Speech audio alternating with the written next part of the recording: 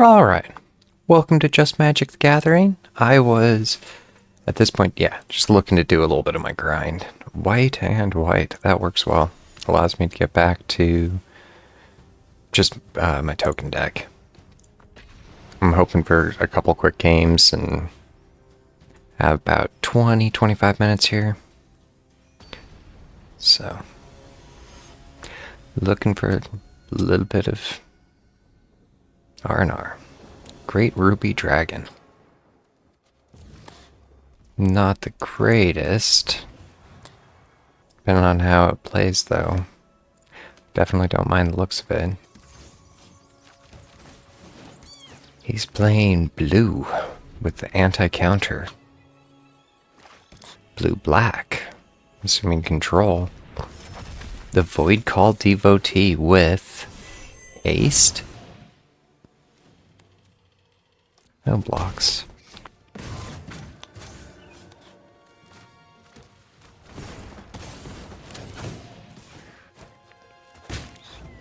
He does that again, so when you cast a spell for its warp cost, return this card from your graveyard to the battlefield.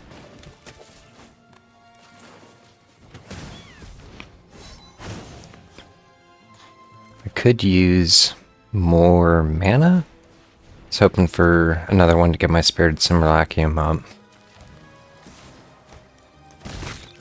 So, I at least have the coverage for Duty Beyond Death if needed. But if he does the warp cost, or if he warps anything in, he gets 2 extra creatures up. Look at the top 5 cards of your library, put 2 of them into your hand and the rest on the bottom of your library. I basically need to do the mana ramp replacement. It does leave me tapped out, but now I have enough to get Elspeth up. And at 6 I can just end this if I pull a mana right here.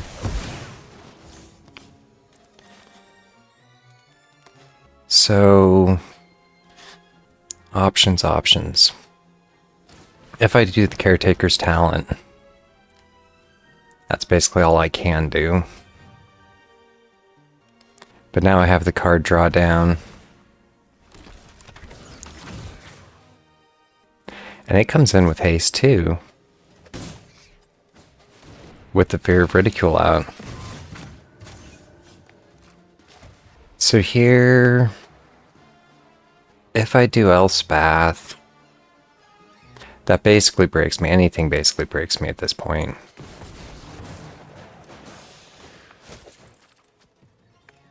Not quite enough to be able to deal with the mana left over to be able to do some control. Let's see what he's up to. Lose a creature? I'm actually assuming he's going to hit me with the Fear of Ridicule. And once again, I can't do anything about it since it doesn't have... I'm actually a little surprised he's going for Elspeth.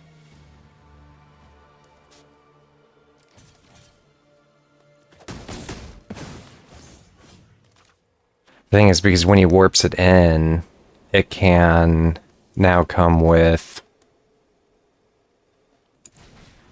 options.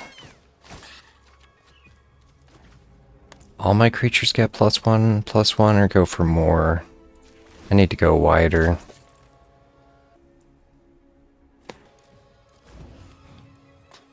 And at this point I can still Duty Beyond Death if needed.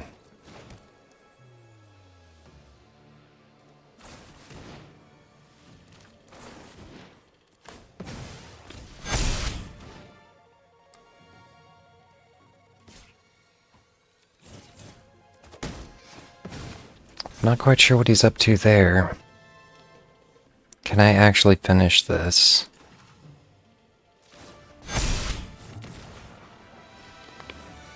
So, yeah, he saw the writing on the wall there. Or the Duty Beyond Death is what really protected me. This deck has just the right level of protect. If I can get one more win, that would be ideal. I'm pretty sure right there while I was looking at my hand, he said something like good game right before he conceded. And I'm not sure I actually said good game at the beginning. Because yeah, that was a close game at least, or definitely not a landslide. Without really seeing any token generation, I'm not terribly happy, but I can play my whole hand, and I have a little bit of card draw and protect and life gain, so the main mechanics of my deck seem to be up. Black or green red? Green black red. They had this one on sale on this in the store the other day. Has haste. Glad I'm running my shutdown mechanic. As long as there are 4 more card types in your graveyard. So I don't really have a lot for graveyard control in this deck. This deck is acceptable in some ways to Delirium. Graveyard control tends to be a black mechanic. Vivid. I should recognize this one. So, whenever a creature card is put into your hand from your library, it perpetually gets +X+0, where X is the number of colors among permanents you control.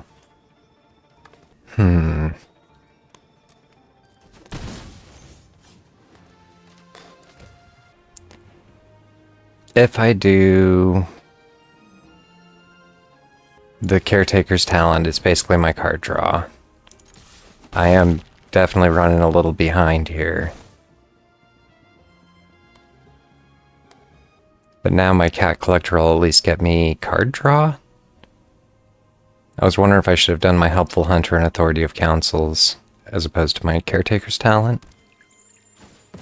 Let's go in land hunting. For Mountain? How did that not come in tapped? Then if you control 4 more lands, untap it. He is just burning down his hand.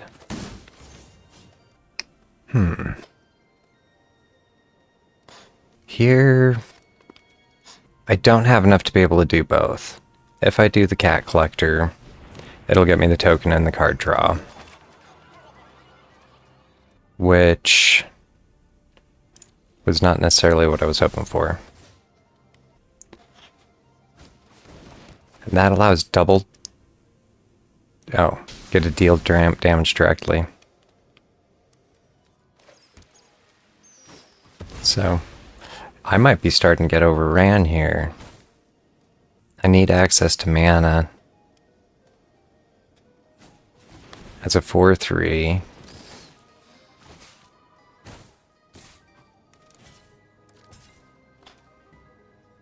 The 1, 2, 3, he's gonna die anyways next round.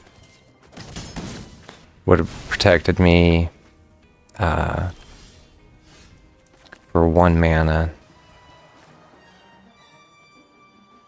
So if I do the Dollmaker shop, I almost need to do the card draw. Let's see what I can get. An extra mana, because I can duplicate my other token and do my Authority of Councils, I think is my better bet.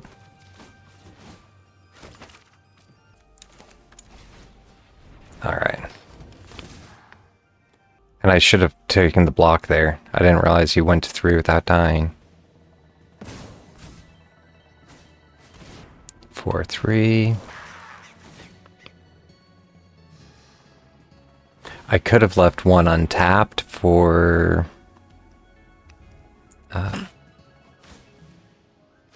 +1/+1. After this phase, there's an additional combat phase. Well, that's a little unfortunate because I think this is game right here. Because there's an additional combat phase. Good game. Equal to the power based. Each opponent may sacrifice a non-land permanent of their choice or discard a card. Then this creature deals damage equal to its power to each opponent who didn't sacrifice one.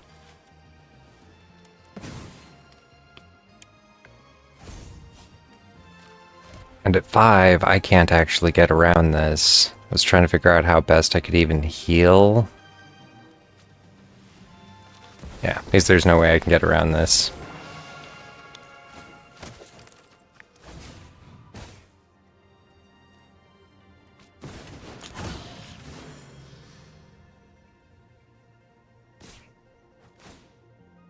Probably should have just conceded.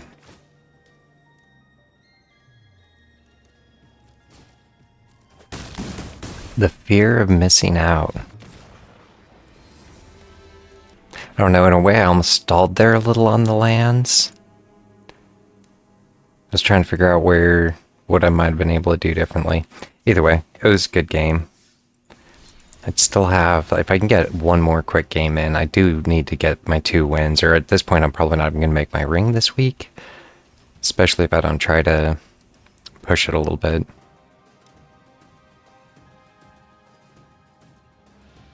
But any time now.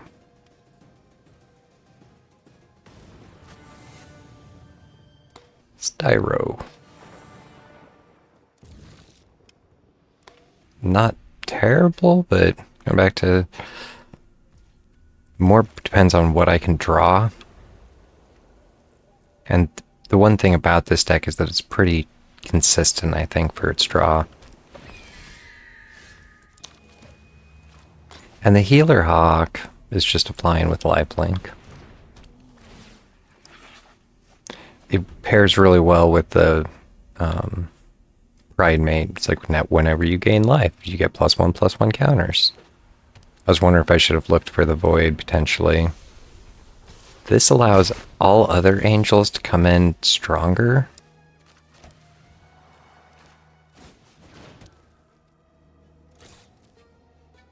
So, no surprises there. Excuse me. Scry one. Assuming he's gonna try to push. Let's see what he brings in. Can you protect it? I was wondering if I should have tried voiding the Healer Hawk to start.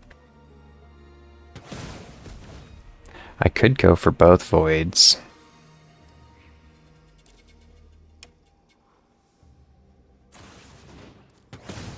Interesting.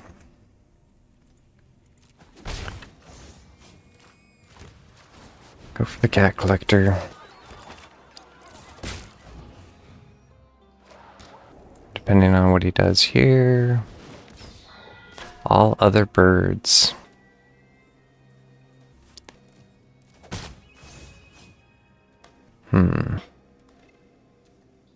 If I pop my token,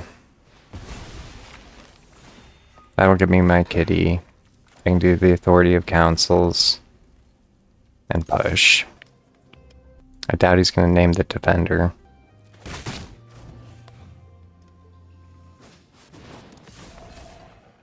So, whenever this creature enters, you gain 1 life and draw 1 card.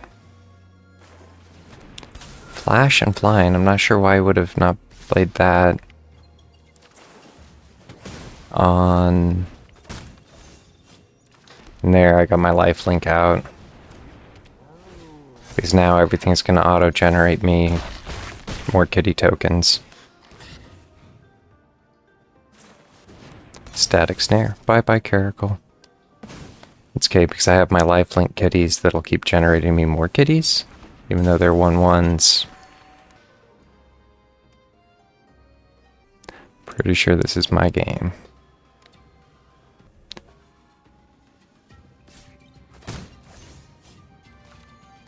So, yeah, unfortunately I can even do that and this.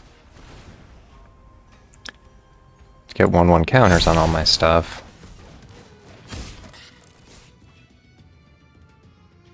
And that's, I'm pretty sure, game. Not quite enough to bleed all the way through, but can double block my cat collector. wants to shut that down. And I can clobber them both. And still pull it out. But yeah. Just the kitty part of this works well. I'm glad to actually see the... Yeah, it's been a while since I've gotten, I guess, that part of the mechanic to work out. But kitties be mean. But with that, I finished both my dailies, and yeah, look forward to doing some magic in the future.